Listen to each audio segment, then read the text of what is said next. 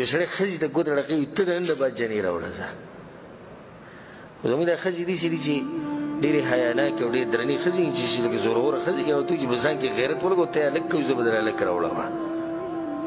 ځکه چې د ماشوم خو اصل پیدا کېږي د پلار رېږي د مور څه کار دی دا خو ځمکه ده ته پکې څنګه فصل کرې هغه به رېبې نو فصل کرل خو به تا باندې دي نو په ځان کې زور پیدا کړه ځان نر کړه سړی کړه هلک یې کوي هلک به درله راوړي که نه دا د قمقلانو خلکو د جاهلو خلکو خبرې دي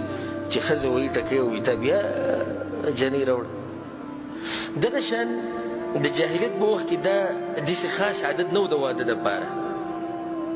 چې مثال کې صرف څلور ښځې به کې یا دوه ښځې به کې چې څومره کولی شي کوه بیا چې کله اسلام دا منع کړو نو صحابه کرامو کې دي صحابه کرامو چې هغوی لس ښځې وي